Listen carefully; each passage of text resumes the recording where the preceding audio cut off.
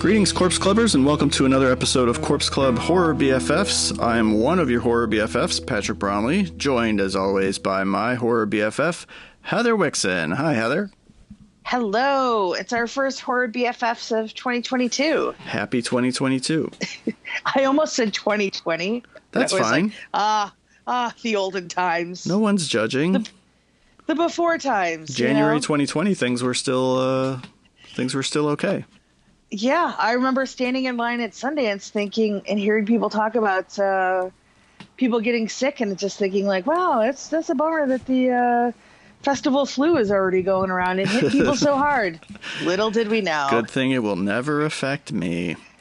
That's right. So, and here we are. Yeah, so what are we talking about on this month's Horror BFFs? Nothing fancy, I don't think. Just a little indie movie that just recently came out from the Radio Silence team called Scream 2022. Oh, I was going to say, we have to go back to 1996 to talk about Scream, but you cleverly inserted the year in there. That's what I do. I cleverly insert things. So no, not that. So no, that's a Craven conversation. I'm just waiting until we get to that for Craven. Are you kidding me? I'm excited about it. We're pretty close. We're, I think, 2 shows away. So it's coming, kids. Yeah. Yes. Yeah, we've got. So. Yeah. Scream 2022, which just was released in theaters 1 week ago, as of the day that this recording comes out, and is doing very well at the box office. It's already broken about $50 million globally, which is already more than Scream 4 made in its total run. True. I'm not trying to bag on Scream 4. I'm just saying, for whatever reason, no, I know these 10 years have gotten people very excited about a new Scream. No, and that's amazing, and I'm so thrilled for that. Believe me. Like I was telling you before we started, we went to go see it at the drive-in on Friday night, and it made me so incredibly happy to see how busy the drive-in was in January of all months. Yeah. I mean, we're really fortunate out here because our drive-in runs year-round. And so just seeing, like, because we went to the second screening, and we drove by where the first screening was happening the whole time, Brian holding his hand up to his face so that way he didn't see what was happening on the screen. And it was jam-packed. And so I thought, oh, okay, well, we're on the second screen. It's a little later. It probably won't be as busy. And we were just as full. And there was a lot of people who stayed for the second round. We stayed for the second round, so I've now seen it 3 times. Oh my gosh, you saw it twice in a row? I did. Can you believe? I was like, well, we're already out. The dogs are at home. They're fine. We rarely get out. Like, I don't think we've had like a date night out like since early October, I want to say. Like, the last few months have just been kind of chaotic in our house, so it was just kind of nice to be out for the evening. Sure. And just hanging out watching Scream over and over. And without getting into spoilers yet, how does the movie play on repeat viewings? Here's the thing, like, because I wasn't like, for me, so I'm one of these weirdos. Like, I love watching people watch movies, and I think I've talked about this before, whether it's here or on At This Movie, but like, I'm the person, like, at Christmas that I like to give people gifts because I like to see them react to it. Sure. I don't know how to. I love gifts, but like, I like to watch people get gifts, and so for me, watching people watch movies is like a gift to me, like, because I'm getting to see them react to things that, like, it's just really fun for me. So I would say, like, the second viewing of Scream was really interesting to me because, one, it plays way differently the second time than it does the first time in terms of the killers and things like that. Right. And 2, it was just, you get to pick up on a lot more because there are these little things that are kind of going on in the movie that the first time you see it, you're not necessarily know that you're supposed to be looking for it. And even the third time, like, I still had a lot of fun with it. Like, it's still really it just ends up being like a really fun like roller coaster where you're like now you're just kind of on the ride and you're just having fun and you're just jiving with it.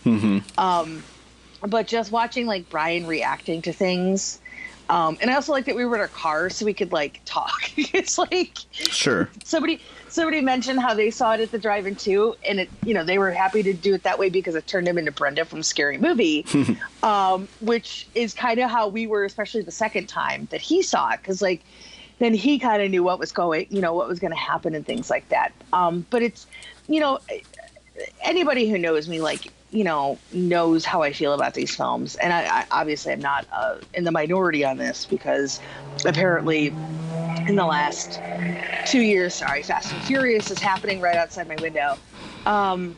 You know, suddenly Scream is everybody's favorite franchise. And that's cool. Like, it's great. Like, more the merrier. Like, let's bring them in, you know. But like, it's just one of those things, like, it's such a weird wave of emotions that I've had over the last couple of days. I mean, really since I saw it, because I was really nervous, like, and I know I shouldn't be, but like, because it's just a movie, like it's not life or death, really. It's a movie. But I was really nervous because, you know, I do get precious about this series, as Patrick has learned when he tried to besmirch Scream 3.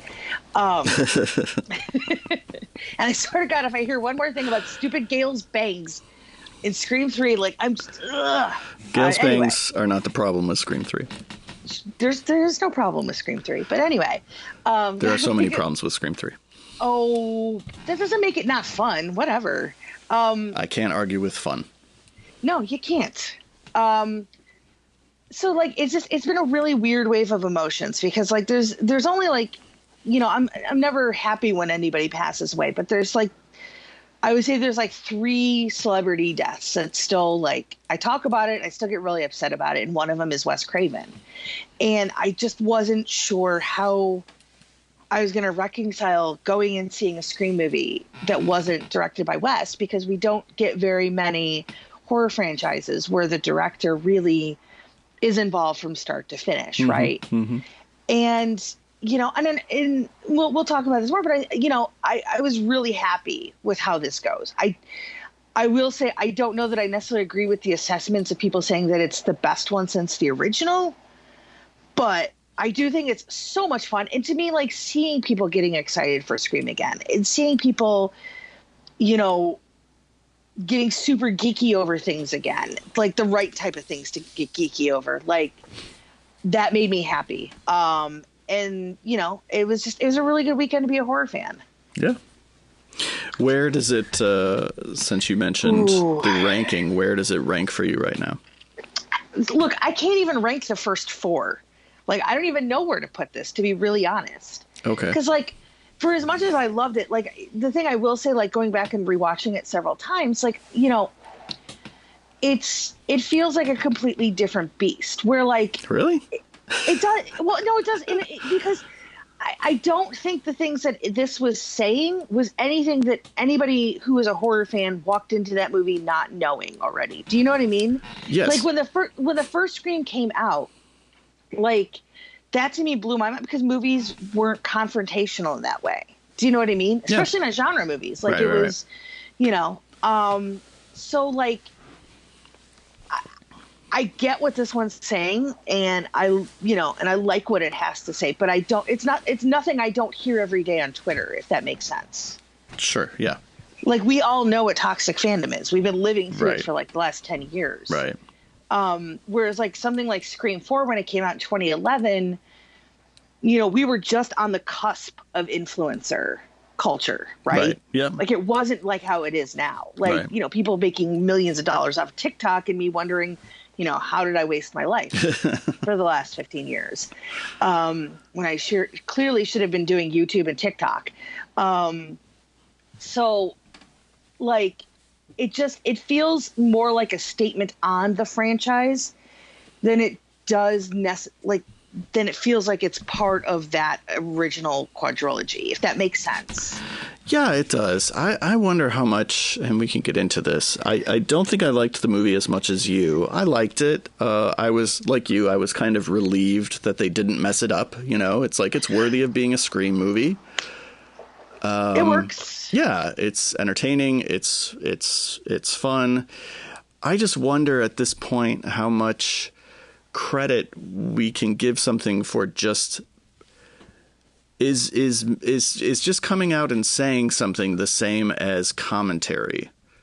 Right. No, and and believe me, I totally get that. Cause like now I kind of like, I'm like, so what did like, yeah, we get it. Gen Z, like hoity toity elevated horror, if you will. And they're not into the stuff like, but we all know this going into it. Like most of us know this.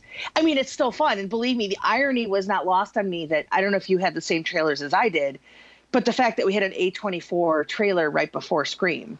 Did you get the trailer for X? I did. I'm so jealous. Twice. Oh my gosh. Twice. It plays like, it feels, especially because it feels like a drive-in movie. It sure does. Like, oh God, it was like butter up on that screen. So it was just like the irony was not lost on me that we have an A24 trailer right before Scream 22, which is basically trying to knock down A24 quote unquote elevated horror. Right. Yeah, I think that's, for me, it's like when even to the degree of like Scream 3, and like, look, I know you have problems with Scream 3, and we'll work those out when we get to it on Craven, but like, you know, at least it was saying something that we weren't talking about then. Do you know what I mean? Like, it wasn't, to me, like this Scream, and again, I really loved it, but it felt like I was just walking in on conversations that every horror fan's been having for the last 5 years. Right. Like maybe a lot of the concepts were new to people who aren't in the thick of it as much as we are. But then I'm wondering like how much of that message resonates with them then, or if it's just sort of, haha, horror fans are weird and you know what I mean? Or possessive, which we are, that's fine. We are.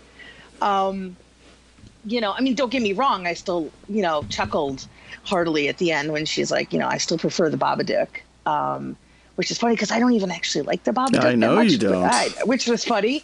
But or like, It Follows, or half the movies that she mentioned. But it's funny because I love Hereditary and I love The Witch because it was funny because watching it with Brian because we could like have our own little commentary because he's not into super a lot of those. Like he didn't really like Hereditary or anything like that, but he loves The Witch. So it was funny. We were sitting there and in the opening scene and he looks at me like, oh, I love The Witch. So it was fun, but like, yeah, it just, for me, like, look, it's a great movie. It's got some amazing homages to the franchise, to Wes's career. It has some really fun homages to horror in general. But I don't think it's as revelatory as a lot of folks are making it out to be. But that's okay. I don't need it to be because, you know, like for me, like I miss the audacity of something like Scream 4. Like for whatever you want to say about Scream 4, nothing in this movie feels as bold as watching Emma Roberts throw herself through a goddamn glass table. Sure. I would agree with that.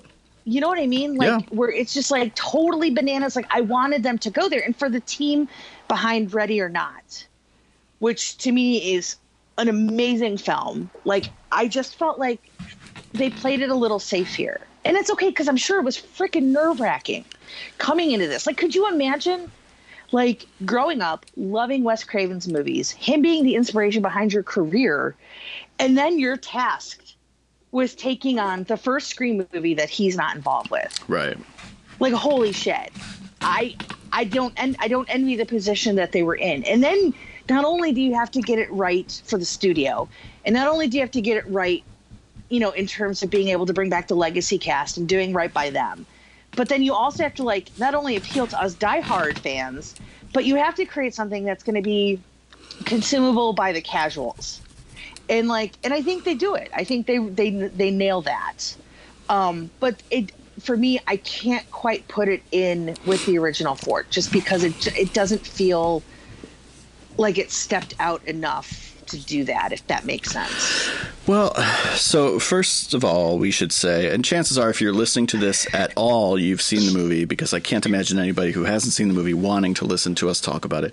But if We're you've gonna listened, have to go into spoilers. yeah, if you've listened like 15 minutes in, if we haven't already spoiled stuff, which I think we have, like from this point forward, we're just going to have to talk about spoilers. Really, okay. Unless you consider the last line about being the Babadook a spoiler. Oh, okay. Well, some people would. Other people will not.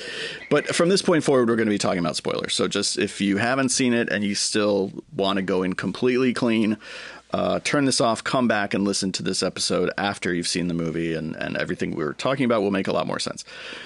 I'm really trying to keep it in perspective and acknowledge, like, okay, well, it's the 5th Scream movie.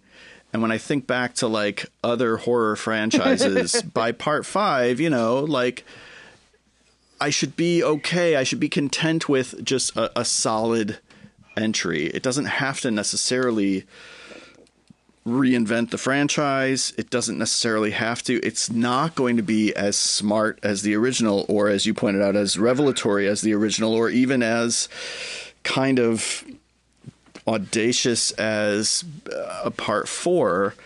And maybe because Wes Craven's not involved, or maybe because they just didn't have as much to say this time around. But like for a part 5, it's a solid entry. Part of my issue is, you know, it's trying to do two things at once. It's trying to honor the legacy of the past, which we can debate whether or not it does. I think it's successful in some ways, and I think in other ways it does some things that I didn't want it to do. And also sort of be a soft reboot of Scream. And I think it's a little less successful as a soft reboot. And maybe I'm going to sound like an a-hole here, but I think that's partly because I'm not totally on board with Sam Carpenter as my franchise lead. I think it's interesting that she's the daughter of a serial killer. I think they do very little with that in terms of exploring that idea until the end. And again, major spoilers coming up, when she stabs the ever-living shit out of Jack Quaid. I was like, well, that's interesting. You don't often see that from a final girl. And I liked, she gets a little knife happy there. I liked that, you know. Mrs. Loomis would have been proud. Yeah, I mean, she goes full Tommy Jarvis on him, and I was like, yeah, that's pretty cool. But in terms of following her into a Scream 6, I'm not totally sold on that idea. I liked her sister a lot better. Yeah, Jenna Ortega, like, I think steals a lot of it away from her because she's so freaking good. Yeah. Speaking of X, she's going to be in that as well. I know. She's like a indie horror icon now because she was in Babysitter 2 also. Yes, she was. I know her from Stuck in the Middle, a show on Disney that my kids used to watch. I really I really appreciate this like crop of like Disney kids coming up and just doing some fun hard R horror stuff. You know, bless them for that. Yeah, I think the thing is, it's like, and I like, I think it's Melissa Barrera, I believe is her name. Yeah. I like her. I don't dislike her. Her performance is fine. It's not, I don't mean to besmirch her performance or anything like that. I just, in terms of. No, but it's like she's acting against Jenna Ortega, who's just so goddamn compelling. And honestly, like, also, like, the thing is, it's like within like the first 10 minutes of Scream, and I've seen over the years so many people talk about how Sydney's like so dour and blah, blah, blah, and blah, blah, blah. But like, maybe it was me because I watched Party of Five, but like that first 5 minutes you meet Sidney Prescott in the original Scream, you fall in love with her. Yeah. And like, there's not a whole lot to attach to the character of Sam here. Like, she's great. She's fine. But like, is she enough to want to follow? Yeah. I don't know. But here's the thing. If you could find a little more for her character to do in the second one, and, you know, obviously you're going to have to bring back Jenna Ortega because she frickin' rules. Like, okay, maybe we've got something there. Like, there's definitely things like, you know, I think my review was like 4.5 out of 5. I probably would go 4 out of 5 now. Okay. Now that I've gone kind of absorbed it a few times, and I'm just like, okay, now it's really settled in. But yeah, like it was one of those, like, I thought it was really interesting what they did because, you know, it proved once again that Billy Loomis was a total scumbag, who basically was just doing whatever, and doing whoever, at that point. And I thought, it was interesting to me that they did that. But like, I will say the thing that really still, the first time I saw it, I was not a fan of it. And I was trying to wrap my head around it.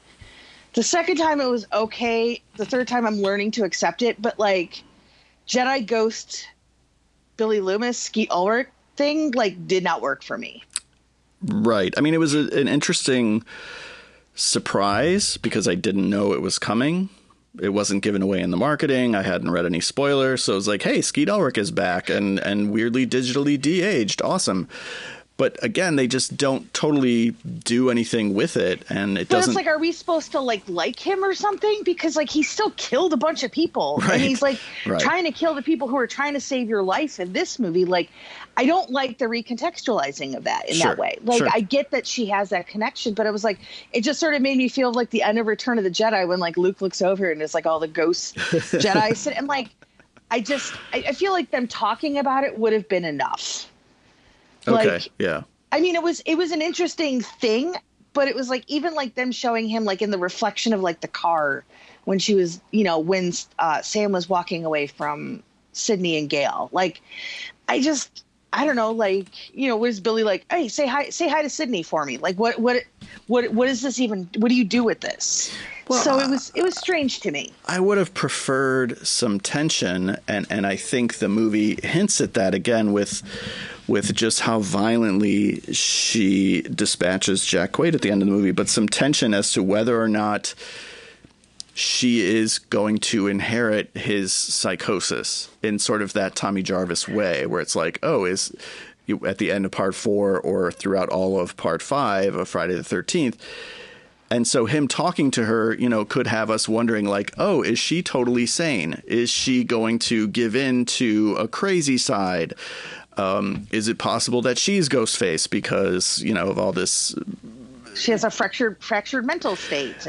But the movie doesn't really explore any of that. He's just Elvis in the bathroom, like. I mean, and we love Elvis in the bathroom. Of course. We all have our own bathroom Elvis.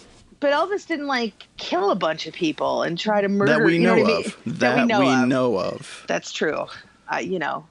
Rest in peace, King. Yeah, it just for me, it just felt really strange. Like they were trying to make Billy Loomis's character into something of a positive in a way, and I just was like, I don't know. It's one of those like if it wasn't in there, I feel like just them mentioning it. And also like Sydney obviously knew that she was Billy's kid. You know what I mean? Because she's like, oh, you're Billy Loomis's kid. And then like everybody else is talking about it. But how is it that Jenna Ortega's character didn't know? If it was so common knowledge right. amongst so many people, how did she not know? Yeah, I don't know. Which is so strange to me. So that was like a little bit of like this guy who, Richie, Jack Quaid, who lives in a totally different city knew. Right. But like but Tara, who is like related to this sister, like nobody told her. Nobody's ever mentioned it to her. She's never read it, never heard about it. To me, it just seems like a little bit of a stretch.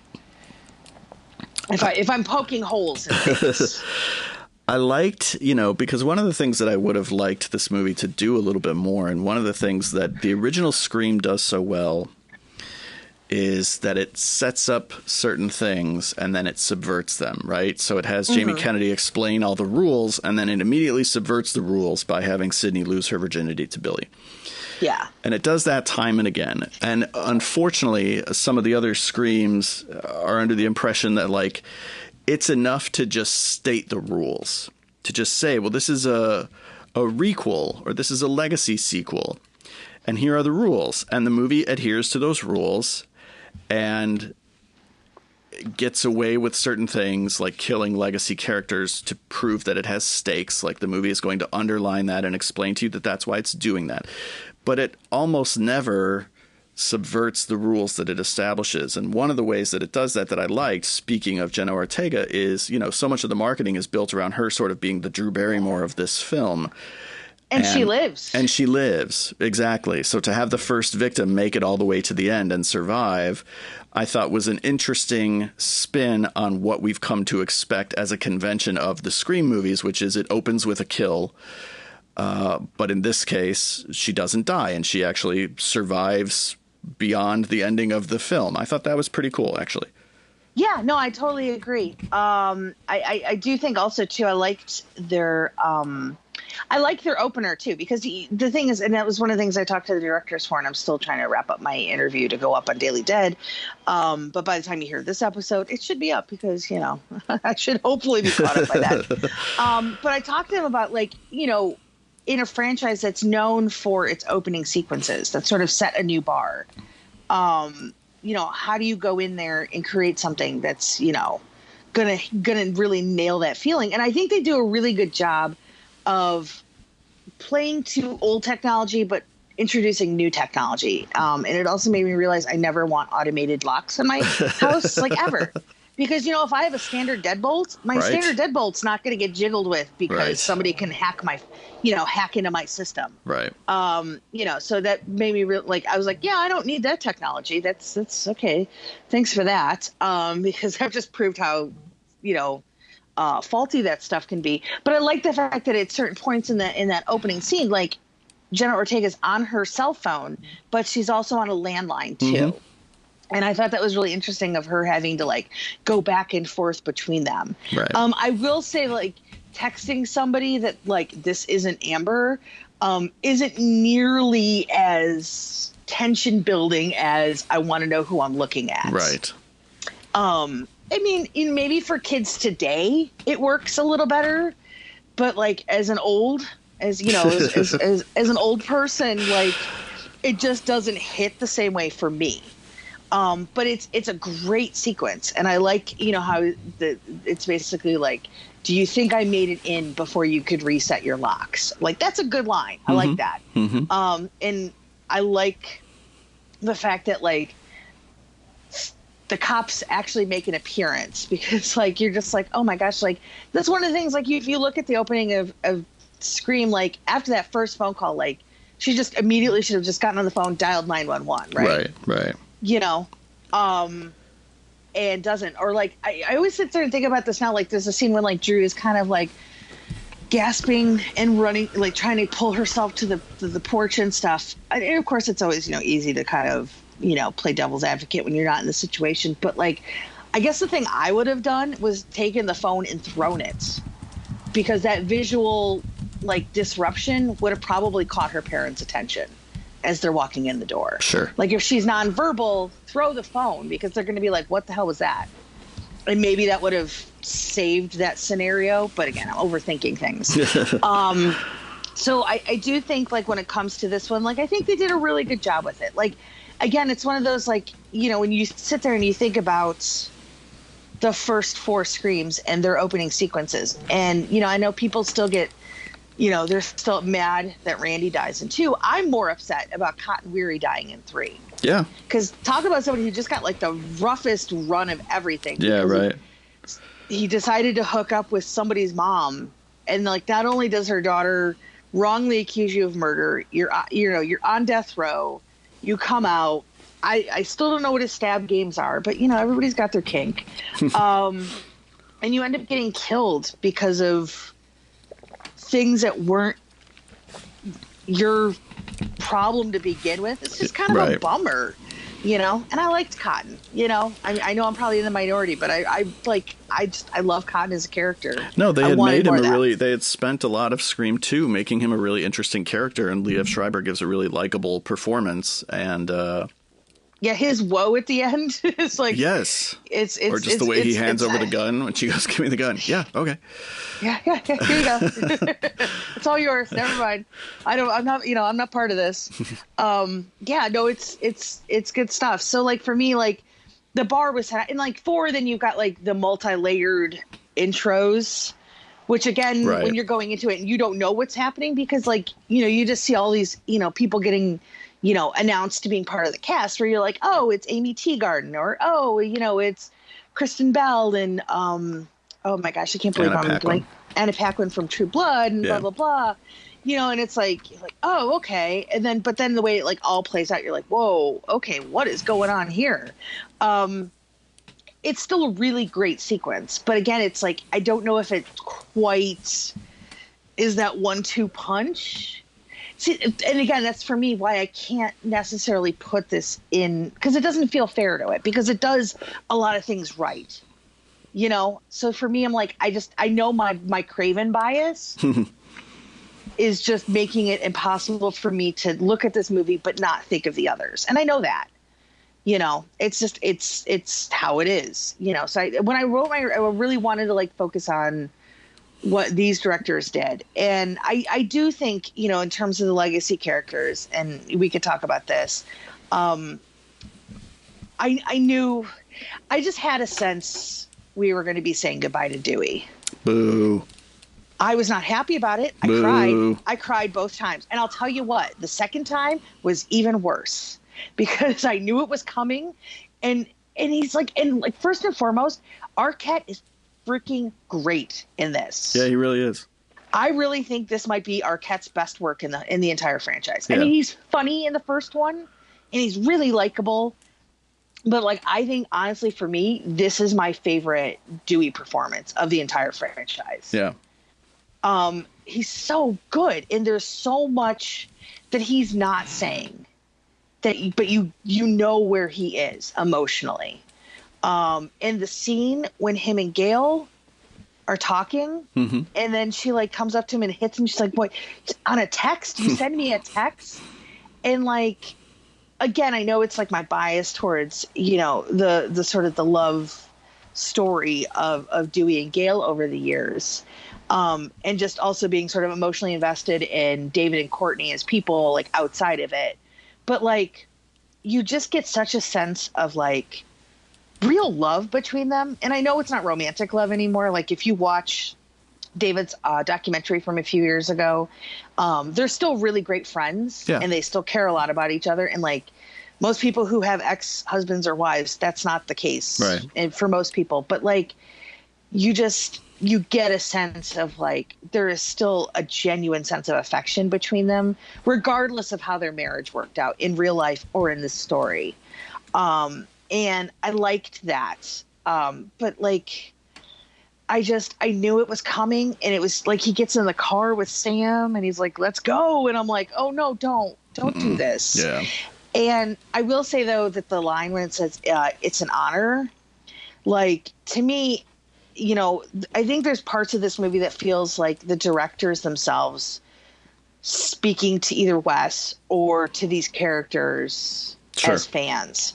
And I appreciated that. Like, it wasn't just killing Dewey for the shock of it. Because I think you kind of get it. Like, I think anybody who's down on their luck living in a trailer in a horror movie generally probably doesn't make it anyway. Like, you know what I mean? Like, yeah. That's usually a character who's probably going to bite it before it's gone, under normal circumstances. But I like that Dewey got to be the hero, because I felt he was a little underutilized in 4 to a degree. And I liked that they sort of played out the aftermath of 4 in this. Because, like, what happens to somebody who's an authority figure in the wake of all this? Like, because we never we never know what happens to Sheriff Meeker after Scream 1. Right. Because we've moved on to, the school. So I think it was really interesting the way that they did that. But yeah, it hurt my heart a lot. I knew it was coming the second time, and I still I was already totally I was trying not to look at Brian because I already had tears in my eyes. And I'm just like, I'm fine. Everything's fine. I didn't even like that they killed Judy, and I knew that they had to, To me, that was actually the bigger surprise. Okay. I thought, because I just felt like we knew somebody had to go.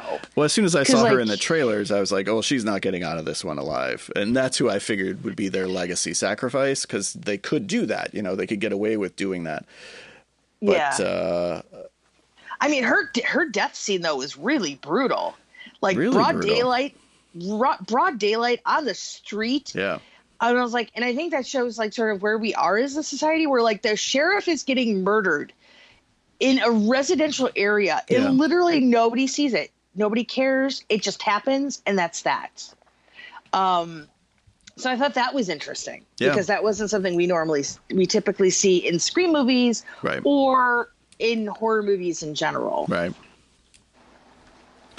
Yeah. I thought it was a weird choice to make her son's death so mean-spirited after he's clearly named after Wes Craven. Oh, I know. And it's like, and I like Dylan Minnette a lot because he was, my second favorite part of Don't Breathe. So I was really happy to kind of see him get to be in a franchise and stuff like that. But that's the thing that I really thought was crazy. It's like these, like, look, we know what the deaths are usually in the Scream movies, right? It's, it's a little stabbies, blah, blah, blah. But like, there's some really intimately brutal kills in this movie. Yeah. And his is like gnarly. And when the knife moves around in the little neck wound, I was like, oh shit. Oof. And it's just like the Ghostface is so close to him, like to the point where you could, they're sharing breath. Yeah. And to me, like, I really liked how they sort of stepped up the intimacy of the violence in this, because you even get it with Jenna Ortega's attack, like the knife through the hand, the leg break. The leg break too was just like, oh my God. Brutal. I mean, I cringe at that kind of stuff because I've never broken a bone. Right. So I'm like, oh, but then the stab through the hand and then the knife coming towards her face through her hand. Yeah. I was like, oh shit. Like that is something. Even like the little kill scene with Kyle Garner, which Brian was like, oh my God, that's Kyle Garner. I was like, yeah. He was like, whoa. So he thought that was interesting. But like, what an interesting sequence, because, you have a movie that's so built up on like these elaborate setups and stuff. And yet his character just kind of goes out, he's peeing, outside, just a little jibby jab. And then he's dead. Right. But visually, I think that whole set piece is really interesting, because I think for me, like, that felt like a Christine homage. Okay. With the headlights. Yeah. Like I think if we're looking at like homages outside of Wes Craven films and the Scream movies, like to me that felt like, oh, here's a fun little nod to something like Christine, because like the headlights hits, the music hits, and he's like, what the hell's going on? And then he gets a little jib jab in the neck, and he's like, oh, and then he's just gone. But I think that also proves that like where he, because like I did think it was a little strange to make his character ultimately related to Stu's family. Yeah. I didn't need that. I didn't. Yeah. A lot of the like everyone's related. I probably could have done without, but I get it. They have to tie it into the originals, and that's how they do it. So that's fine. I mean, I think it shows like what generational like what trauma does to different generations. Do you know what I mean? Because like we could talk about this, but like the whole, the Meeks family, or Meeks Martin in this instance, you have Jasmine Savoy Brown, who is like one of the MVPs of this movie. Like, she is so goddamn good. Like they talk about her, like she's just like, I watch a movie about my uncle getting killed, and I find it therapeutic or something. And you're like, oh, okay, that's strange, but also kind of makes sense. First of all, I was just happy that Heather Matarazzo came back. Yeah, me too. It was good to see her. And I love seeing her like as like a mom, like where she's just like, okay, kids, here's your popcorn. Oh, we have suspects. And she's got like the mom jeans on and everything. First of all, made me feel old, but then also it was just like, oh, like we're going to do right by Martha, and not, because like I remember when I talked to her I did a piece on Hostel 2, and we talked about her being in Scream 3, and she actually, I think she kept the sunglasses from that. Okay. And she was like, oh, but that wardrobe though was suspect. But it was just fun to kind of see her in there, and because like if you think about it, like if you're thinking about this as sort of like this contained community, like people typically just kind of stick around, where they kind of grow up. And I didn't really think that at first, but like I look at it like I would say 90% of the people that I went to high school still live around there. Yeah. You know what I mean? So it kind of makes sense. that everything feels a little insular in this, where like people just kind of live in Woodsboro and they stay in Woodsboro. Like, you know, it's just sort of California's small town, I guess, supposedly. So it didn't bother me that much that everybody was kind of related, but I do think that they could have done a little more with the Kyle Gallner stuff, because I just love Kyle Gallner, I think, is the basic breakdown of that. Yeah, he just felt like a body count, just kind of tacked on to have an extra victim. You know, even the setup of him kind of stalking Sam, or, you know, being interested in Sam, or any of that, or not Sam. It was Liv. Sorry, Liv. Yeah, Liv. Do something with that. You know, he basically gets 2 scenes and then he gets killed off, and so it's like it just felt a little bit like a stacked body count, and he's obviously capable of doing more. I mean, he creates an impression in a short amount of time, to his credit, but yeah, I'm with you. I kind of wish that they had done more with him. Yeah, because I mean, it's freaking Kyle Gallner, you know. So I feel like he could have had a little more, you know, been given a little more there, because if you look back at like the different Scream movies, even like the people that are brought in to become like, you know, deaths or whatever, like they never feel inconsequential. Like even when you look at the opening of Scream 2, you know, with Maureen Evans and Phil Stevens, yeah. Like in that 5 minutes that we spend with them before everything kind of really kicks off, you feel like you know them, right? Right. Like you get a sense of their relationship, you get a sense of their back and forth, their personalities, and all of that. And they weren't just there to be the opening movie kills. Right. You know what I mean? Like, Kyle Gallner is kind of the Sarah Michelle Gellar, Alison Brie, like extra person to be body count, you know. But even Sarah Michelle Gellar in part 2 has a little bit of a story with like her boyfriend who's kind of a drunk, and she's being sober sister, and she's, you know, she's trying to be responsible even though everybody else is going out to party. Like, and plus, you know, she's also taken out a bunch of film bros in her film class. You know, so even her, like in Scream 2, you still get a sense of who she is. Yeah. Where this guy's just like, hey, you want a real drink? Which they're already spiking their drinks at that bar. So they were already drinking like real shit. Right. Like, you think kids don't know how to sneak in alcohol places? Like, come on. I go to music festivals with these kids. They're sneaking in a lot worse than like flasks. So, but I did really like Chad and Mindy. I kind of thought they were super fun. Because I think Mason Gooding, who plays the jock, you know, as you will, because he even calls himself that.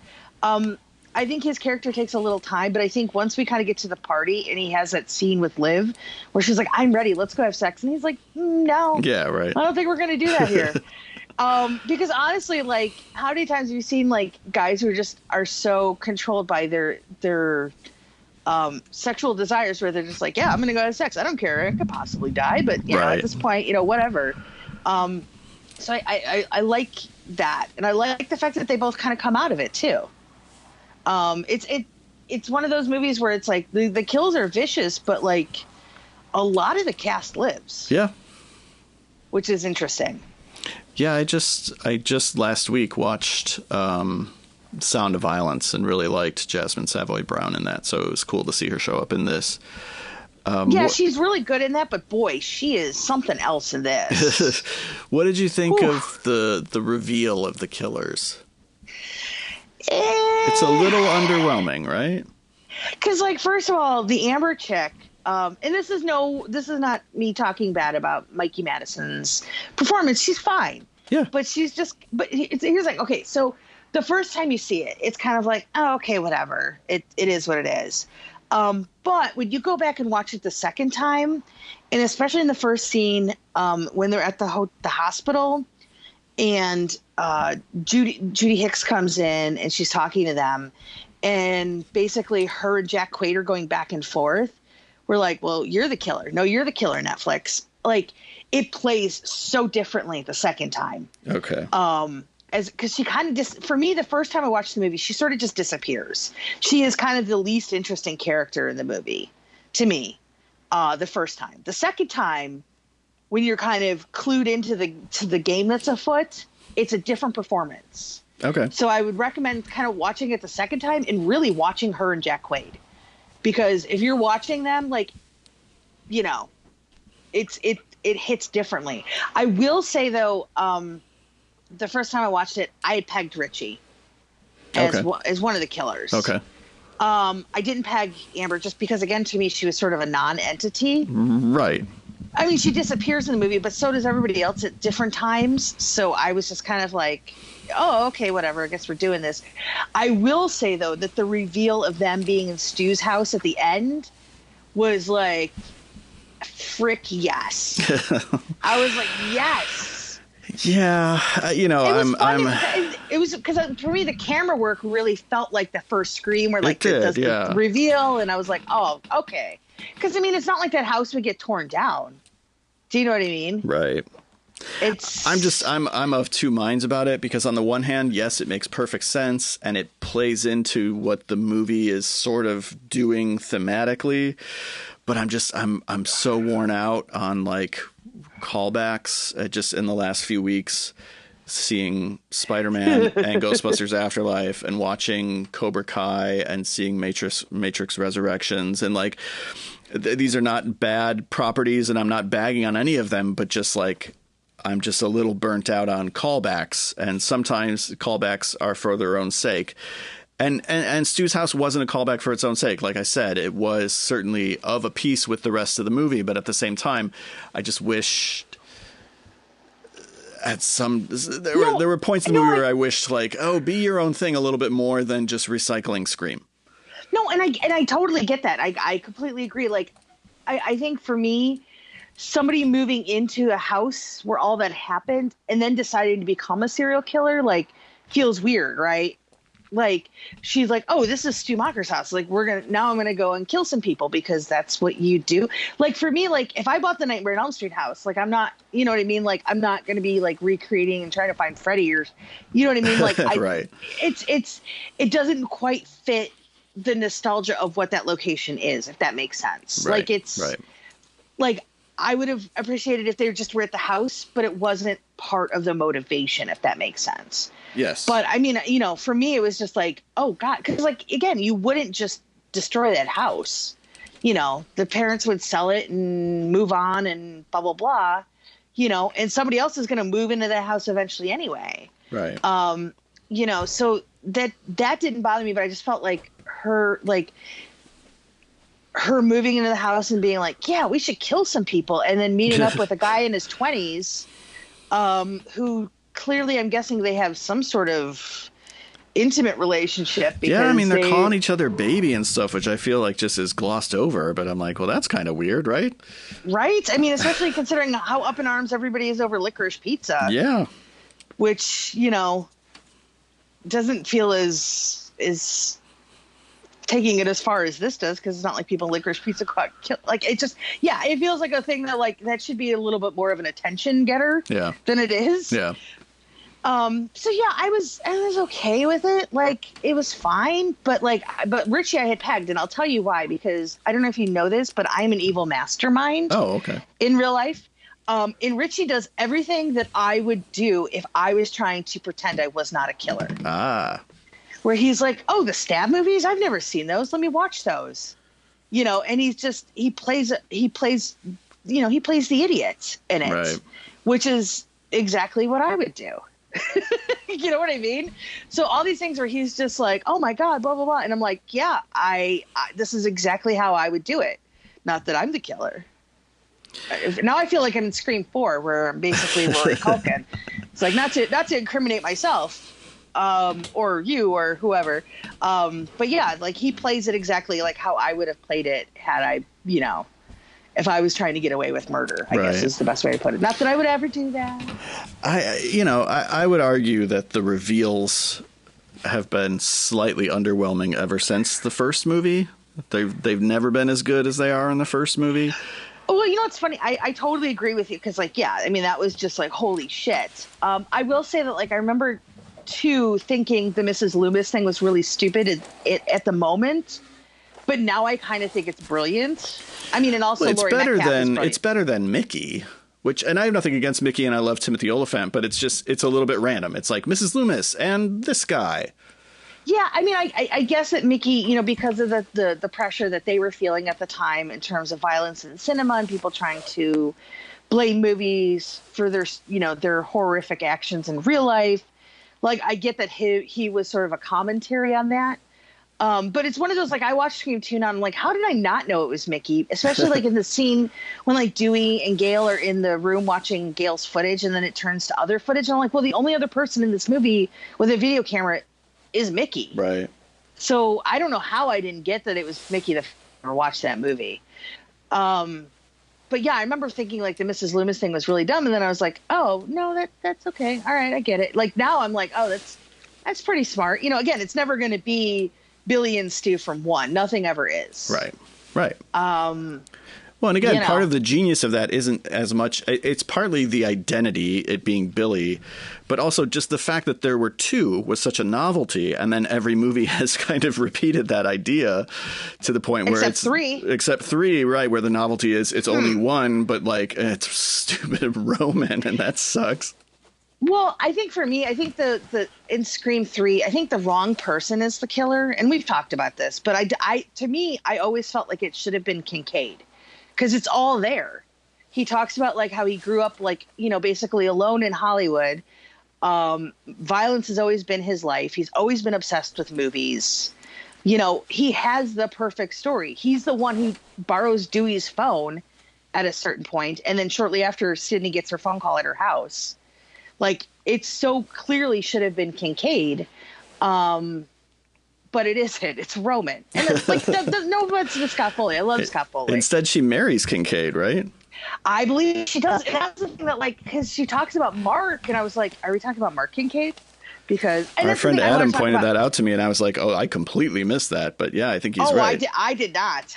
Because I will tell you, the one thing I think they did right is I really think to catch up where Sydney is now, that made me really happy. Do you know what I mean? Because, like, again, I know I'm precious about these movies. I know I'm precious about Sydney. I love Nev. You know, I've been ride or die for Nev for so long now, pretty much since Party of Five, episode 1. And I just liked seeing her have a normal life. You know what I mean? Like, I liked seeing her being out. She has kids. She has a family. She's happy. Like, but she's also still aware of who she is and the things that she has to be safe about, you know what I mean? And to me, like, that just made me happy, like, that she got to have this life, like, after the mess of everything that had happened in all these other movies, like, that there is hope beyond all of this. Yeah, and I like too that the series kind of brings it back to her and Gail. You know, so great. Like, yeah. Also, I will say, I think Courtney Cox is also another MVP in this movie because I think she, for the amount of time that we have her on screen, she does a lot in this movie. I will tell you the heartbreaking moment when she like screams out and tries to rush to Dewey's body. Did not make me happy. Broke my heart in like a million pieces. And her just sitting in the hospital waiting area, and just her face in that moment where she's not even saying anything, but you know everything that's going through her head. Like, man, she's really good. And I actually think this is the most fun I've had with Sydney too. And I actually think like they use the legacy characters in this perfectly in terms of sort of being, because like how many more times can we see people going after Sidney Prescott? We just can't. Right. And I also sort of liked too, because I remember when they first announced that they're doing a new Scream and blah, blah, blah. And of course everybody's like, well, Sidney has to die. But I'm like, why? No. Why does Sidney have to die? This isn't what this franchise is. Right. And I like that they poke fun at that in the finale, where they're like, well, you just have to die because it's ridiculous at this point. Right. You know, but why? Why does she have to die? Why does Gail have to die? Although I did like that Gail got shot, I think pretty much in the same place she gets shot in part 2. It seemed like it, yeah. I was like, oh, poor Gail. But I like that it just sort of becomes the Gail and Sydney show. And I would watch a million movies of them going out and fighting crime together. Like, give me that spinoff. Well, I rewatched Scream 2 the other day, and as we get to the end of the movie, that it's sort of about the two of them bonding over this experience. And so for them to come back to that idea in this one, I thought was really smart. Yeah, and I mean, if you think about like the evolution of Sydney and Gale too, like if you look at them in the first, 3 movies, and then 4, Gale is, sort of feels like she's being outshone by Sydney, which is still weird, but I get Sydney's it. Kind of in her own movie in 3 and 4 too. Yeah, I mean, yeah, because she's, in part 3, especially because she's basically on her own for like 2/3 of that movie. Because they only had her for a certain amount of time, so they had to. That was like a shooting necessity. That wasn't really like a function of the script. Yeah, but I think the way that they were able to say, okay, we know we need them back, and we need to give them something, make them feel like they have a real purpose here. Yeah. But to me, Sydney was like fun in this movie. Like, I just loved when she was like, she puts a tracker on Sam's car and she's like, I don't know, it feels like something Gale Weathers would do. And I was just like, that line to me, like, really made me smile. And I will say too, that the other thing that really made me tear up, at the end, I don't know why I get so emotional over these movies, but I do. But I at the end, when Sam goes up to Gale and Sydney, and they're sitting at the ambulance, and she just says, thank you both for everything. Yeah. Like, to me, it felt like the filmmakers thanking Nev and Courtney for everything that they've given to this franchise. Yeah. And I think this is it. Like, I think this is how we say goodbye to Sydney and Gale. And move hope forward. So. Yeah, I would hope so. As much as like, I was listening to a podcast, I think it was Colors of the Dark, and Michael Kennedy, is that his name, who wrote Freaky? Yeah. Okay, so he was a guest, and he was he was the resident Scream expert on the episode, and he was talking about, what sets this franchise apart is, unlike Nightmare on Elm Street or Friday the 13th, where we're going to see Jason and Freddy, we're not going to see Ghostface when we go see a Scream movie. We're going to see Sydney and Gale and Dewey. And so as much as they are this franchise, and as much as like a Scream 6, can you make a Scream 6 can you make a Scream period without Sydney and Gale? And obviously you're going to have to make it without Dewey at this point, but Sydney and Gale. But I'm with you. I think this is probably the point at which they need to part ways with those characters so as to not mess it up. Yeah, I totally agree. And I mean, realistically, I don't think David was supposed to survive.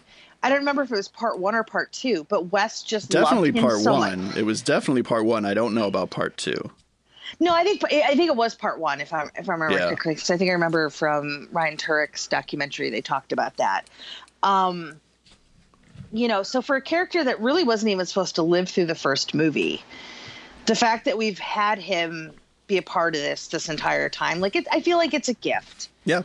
But it's one of those, like, I just seeing them on my screen, it's like having like a warm cup of coffee on like a cold day.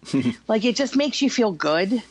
And it's like, and I won't stand for Sydney slander. I just think it's like ridiculous. Like, I get it if you don't like the movies or whatever, but to tell me that like Sydney's like one of the worst final girls ever, like, Boo. You're out of your mind. Yes, that's crazy like, talk. You're out of your mind. You can't even like this franchise if you think that. Yeah, like I don't get that. Like, because Sydney is like the heart of this. Like, this is a girl who, like, she basically watched her mom get butchered, and then ultimately has to live with, the fact that, like, again, she sent Cotton to prison, figures out that it's actually her boyfriend that murdered her mom, plus her friend. Like, she has to rebuild her life. So she comes in swinging in part 2, but then also, like, has the rug pulled out completely from her after Randy gets killed. And then, like, 3 has to deal with, like, all of this generation, like, this trauma of a life that she didn't even know that her mom had.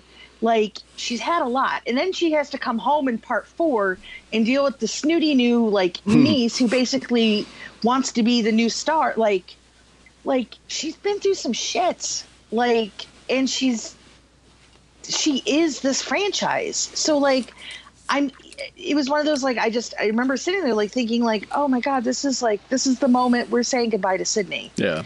And I will say, like, it makes me a little emotional not thinking that, but I'm okay with it. Like, they're going to make another one because this movie made money. Right. You know, unlike Scream 4, whatever. You know, I think Scream 4, I don't think people were ready for that. Do you know what I mean? And it was very pointed, and it was very mean, and I think it was very specific for a lot of people. And I think also, and we've talked about this on Craven, like Wes a lot of the times was making movies that were about 5 to 10 years ahead of a lot of the social curves. Sure. If you would have released Scream 4 like 2 or 3 years ago, like I think that movie would have done gangbusters. I think we'll talk about it when we get to Craven. But I think what you're talking about in Scream 4 that is smart and observant and downright prescient. I agree with all of that. I just think Scream 4 has a lot of other problems, but I think, disagree there. Oh, we're going to fight, aren't we? Not really. I'm not that invested. I will say, in talking about Scream 4, did you catch the little Easter egg? I know people have been sort of hinting at it on Twitter, and now people are outright talking about it. But did you catch the little Scream 4 Easter egg when they do the Dead Meat segment on Stab 8, where James Janice and Chelsea Rebecca are talking about why Stab 8 sucks so bad? I don't think I did. Okay, if you look on the side of the YouTube screen, there's a video that features Woodsboro Massacre survivor Kirby. Oh, really? Yes. So they're establishing that Kirby lives. Interesting. Yes. I completely missed that. I was half expecting her to show up in this movie because she's such a fan favorite. Yeah, I think, you know what's interesting to me? Like, I honestly, like, because you know how, for how many months now we've been hearing, oh, it's got to be Stu. Stu's got to be the killer. And it is interesting to me because Stu, who had a TV dropped on his head, Stu? But, I mean, he didn't. I mean, technically, he was supposed to come back in 2 or 3. Was he really? Yeah, he was like, he was just horribly hurt. And then ended up like in an institution because, you know, they couldn't put him in jail because of whatever. And then he comes back. And to me, I actually thought that Stu would have been pretty spot on because they kind of set it up. And it made me think about where I would love to see part 6 if they really go for this. And if you're listening, Radio Silence, if you steal any of this, I want just put a little thank you. I don't even need money. But they kind of set it up as like it could be Stu, because even in the opening scene when Jenna Ortega is talking about who, you know, they ask, you know, the Ghostface asks her who is the killer in the original Stab. Right. She only talks about Billy, right, because that's all anybody ever talks about is Billy. Right. Billy. Right. Everybody overlooks Stu. Right. So to me, that would have been the genius thing of like Stu coming back and like reclaiming his legacy, because now there's like these new kids who live in his house. And blah, blah, blah. And they're having a big party. You know what I mean? Like, it just, to me, that was like, it was teed up perfectly. So I thought that would have been interesting. I also think if they were to come back and they really wanted to flip it on its head, what you should do for Scream 6 is have it be Stu, but he comes back and he's stalking the cast of Stab 1. Oh, okay. So I want to see him stalking Tori Spelling and Luke Heather Wilson Graham and Luke Wilson. David Schwimmer. And David Schwimmer, and you could even throw in like a few other people that, you know, we don't see them as the characters in the movie because like, but like you could pretend that somebody was like Gail or what, you know what I mean? Like you could have some real fun with poking some fun at like 90s horror with that.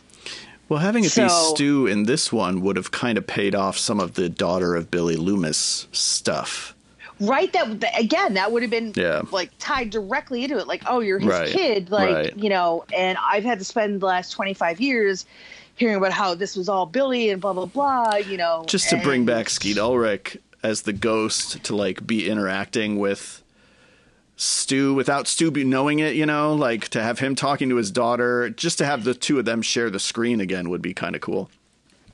That would have been, I think I would have been okay with Jedi Ghost, Skeet Ulrich then. Yeah. That would have made a little more sense for me. But yeah, like I feel like that could have been something interesting. It might have had a little more of a wallop. But then again, it's like then are we just doing nostalgia for nostalgia's sake? Like, right, exactly. It's hard to tell. Well, last thing, and then we should go. What did you think of the Once Upon a Time in Hollywood reference? Which was? Did it? Okay, so maybe you probably haven't seen that movie as many times as I have. I've only seen it once. Okay. So as soon as they light the stove, I knew exactly what was going to happen to Mikey Madison, because Mikey Madison at the end of Once Upon a Time in Hollywood gets the blowtorch. Leonardo DiCaprio flamethrowers her, and she runs around screaming on fire. And I was like, oh, are they really going to dispatch her the same way they did in Once Upon a Time in Hollywood? As soon as they light the stove, I was like, oh, they're going there. It pulled me out of the movie a little bit, I'll be honest. Interesting. It's funny to me because, like, I'm glad you mentioned that, because I mentioned how there's like other little homages. Because to me, I actually just thought that was like a little hat tip to lighting Freddy Krueger on fire at the end of Nightmare on Elm Street. Maybe. But you're probably way more on point with what you're saying, because, like I said, I've only seen it once. Yeah. I should watch it again. I liked it. It's good. It's fine. It's no Scream 4. No, it's not. It's no Scream 3 either, but that's a whole other conversation. But it's interesting, because then I also thought it was interesting when she comes running and she's all burnt up. To me, that reminded me of Chucky at the end of the original Child's Play. Okay. When he's all like mangled, and he's like been thrown into the fireplace, and he comes running with the knife, like all crazy screaming. I was like, oh, are we doing Chucky right now? And then of course there's the Psycho homages when Wes is taking a shower. And I will say, we have a movie that basically the only shower scene is a dude. Yeah. And you know what I will say about that? If women directors did that, we would have to be hearing about, oh, how woke and blah, blah, blah. But I guarantee nobody's going to say shit about it because it was 2 male directors. Right. But I thought that was really interesting. But yes, of course, I loved the little Psycho homage. Because, it makes sense, because the opening of Scream is basically an homage to Psycho. Right. So it all kind of came full circle in that way. Yeah. I was trying to think, because I was like, I told Brian, I was like, I should have brought my notebook so I could have taken notes when I was at the drive-in, but I wanted to just enjoy myself, so I didn't. But there's a lot of little fun things to me, like it's celebrating Wes's career, which is why I kind of thought like the Mikey Madison getting lit on fire was like a Freddy Krueger thing, but you're probably way more on with that. So now I'm going to have to watch Once Upon a Time in Hollywood again. Yeah, it's hard to say. Maybe it is a Freddy thing, but the fact that it's the exact same actor leads me to... If it was a different actor, I wouldn't have said it at all, but... No, I think you're completely spot on. Yeah. Yeah. No, I think yours is way more spot on than mine at that moment. Yeah. No, totally. So I liked it. For me, it ranks squarely in the middle. I like it not as much as 1 and 2. I probably like it a little bit better than 4 and 3. So that's where it ranks for me. Yeah, if I have to throw it in the franchise... See, I think my problem is like I can't decide between 2 and 4. So it's like, for me, it's like there's 1 and then 3. Well, so for me, it's like 1 and 3, and I'm sorry, but like 3 is still, even if 3 is the not best of the Scream franchise, like it's still better than pretty much any horror that was coming out at that time anyway. So, sure. So for me, 2 and 4, like I love them for very different reasons. Okay. So for me, like, but I can't split 2 and 4 up to throw 5 in the middle. Okay. So I think for me, this kind of ranks. If I have to throw it in, like I think I would do 1, 2, 4, 5, 3. Okay, that's not all that different than mine. But 2 and 4 is pretty much neck and neck for me, but for different reasons. Sure. Sorry, I just love that cast. I love that story. I know. I love it. I'm sorry. No reason to be sorry. I want to love it more than I do. I watched it the day before we went to see the new one, and it certainly played better for me than it ever had. Like, I enjoyed it more than I ever had. There's still just a lot of things that just rub me the wrong way, like fuck Bruce Willis and that kind of stuff that I just wish... but really, fuck Bruce Willis. No, it's not that I disagree with the sentiment. I just don't think it belongs as his last words. But what are we going to do? I don't know what my last words would be. Actually, I was joking. I think I talked about this. We did, didn't we? Didn't we just decide this? I just decided that my final words are to whoever happens to be listening to me is I'm just going to look at somebody square in the eyes and be like, evil dies tonight. And just go. I just, I'm going to leave like that. That's going to be my final words. I will say, as much as I love Halloween 2018, they're not wrong with what they said about all these different franchises having all these different timelines, and fans are like, yeah, sure, whatever. Right. They're not wrong there. No. So are we being hypercritical of a movie that still is in continuity with the first 4 movies? Right. It isn't trying to like reset a timeline. Like, right. Right. I would agree with that. It's really interesting. I did appreciate Jasmine's sort of enthusiastic breakdown of what requels were and things like that. She does it in a way also because, like, I will say, like, for me, the character of Randy hasn't aged very well, just because I've had to deal with 15 years of people in film circles trying to tell me things about horror where I'm just like, oh, no, I understand this already. Like, please don't try to explain things to me like I'm an idiot. So I think Randy as a character has kind of aged a little poorly for me. I still love Jamie Kennedy's performance in 1 and 2 a lot. But I think the character itself sort of, it's a little too film bro-y for me. Yeah. But I think Jasmine Savoy Brown's sort of way that she handles it has such a pure enthusiasm for it. Where like, I was hooked on every single word she said. And I think it was a really smart way to do it too, because again, it's all the stuff that we all know. If you exist on social media and you're a horror movie fan, like she didn't say anything that was super revelatory to any of us, but I would imagine somebody out there was listening to her and having their minds blown. And I love that. So I will give them props for that. Yeah. All right. Well, that's going to do it for this episode of Corpse Club. Thank you guys very much for listening. Thank you, as always, to our editor, Brian. Thank you, Heather, for talking about Scream with me. Scream 2022, not Scream 96. Yeah, twist my arm. Yeah, no, it was hard to get you to talk about this. As always, guys, check out dailydead.com every day for the latest and greatest in horror news and coverage. And follow Corpse Club on Twitter at Corpse Club. And until next time, everybody, stay scary.